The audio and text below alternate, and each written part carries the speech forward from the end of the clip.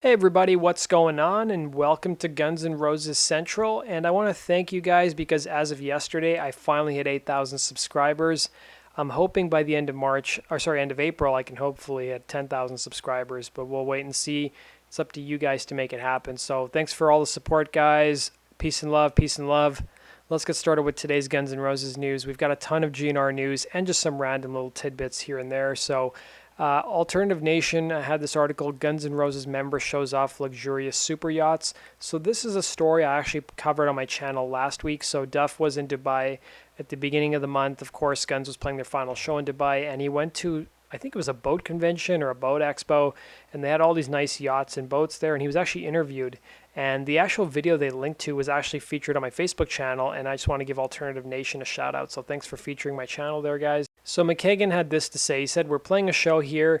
Guns is playing a show here in Dubai. My wife and I, we love to go to boat shows. I have a boat. We live on the water in Seattle. Susan and I have boated all over the world. Seeing the large super yachts is cool, totally unattainable. Unless you've got $79 million floating around, but it's nice to go on the boats. I'm actually going to talk to somebody here. It's time to get a new boat, so we've been talking to a couple companies." Duff also revealed, and if you guys read his book, you would know this, that we water ski. So we have a master crafter, a ski boat, and a bigger boat for Lake Washington. And Duff's wife, Susan, also added regarding the boat shows, a lot of beautiful boats. One had a gym, a glam room, and a massage table all in one room. So those must be some pretty big boats to actually have a gym on there. So let's go into our next piece of news. So Duff's wife, Susan, actually posted this on Instagram. So it looks like Sylvester Stallone and his wife were hanging out with Duff McKagan and his wife as well. And this looks like it's probably from earlier this week. So we also got another photo of Slash. So these are some new photos of Slash with his brother Ash, as well as his two kids, Cash and London, and his father.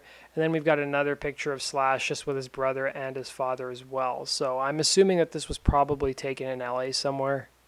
Then we've also got some Richard Fortis news. So he said on Facebook, headed down to see Negative Approach with Ron and Scott at the Way Out Club tomorrow night. So he's referring to Tuesday the 21st. He also said, I guess I spilled the beans that Negative Approach and Ron and Scott are playing. Whoops. So while we're on the topic of Ron, it looks like Bumblefoot was actually on Eddie Trunk's show today. So I listened to the interview. They also had Scott Stapp, formerly of Creed, on the show. They were on there promoting Art of Anarchy. And, you know, there really were no Guns N' Roses questions that came up. It was more just about Art of Anarchy. But there was another interview that Bumblefoot did recently where he was asked about Guns N' Roses. So let's take a look at that interview.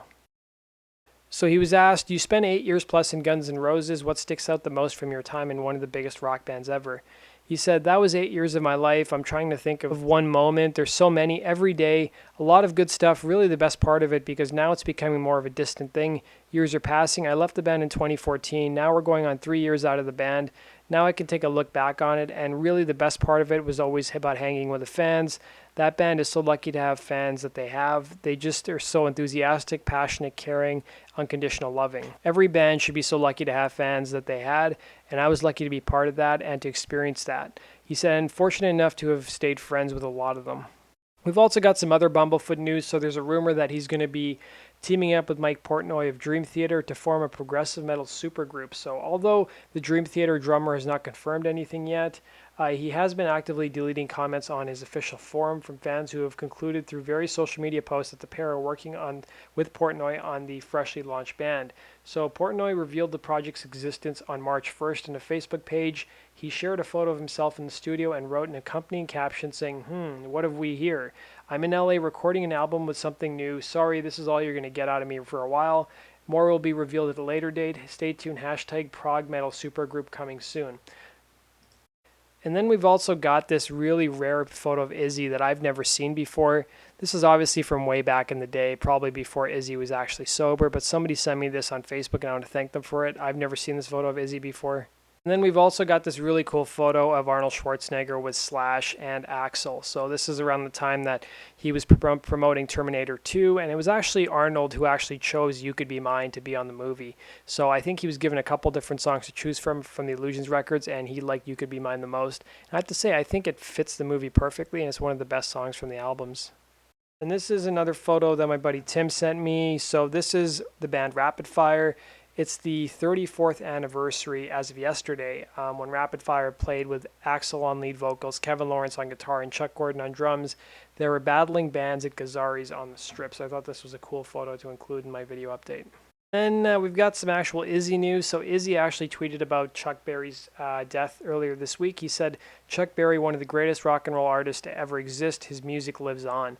The other thing I noticed, and somebody else actually emailed me about this, is that it looks like Izzy wiped his Twitter feed again. So it's pretty common for him to tweet stuff and then delete it.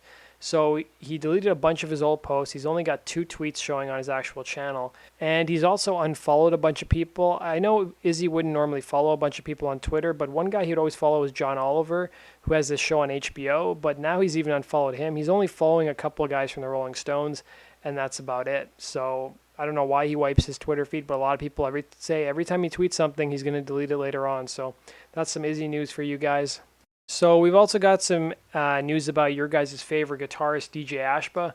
So he was being interviewed, and he was actually one of many guitar players interviewed, or musicians interviewed, I should say.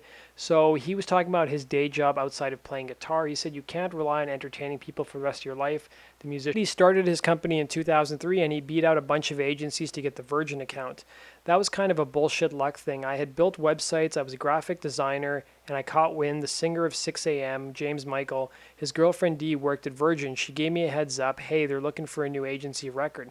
I was literally broke at the time, and all she could do is get me the meeting. I was going through a really bad breakup, and I literally was broke because the chick I was with stole the last of what I had. My singer James loaned me a couple of $1,000, I think for his $4,000, the only loan I've ever taken in my life, and it killed me to have taken it.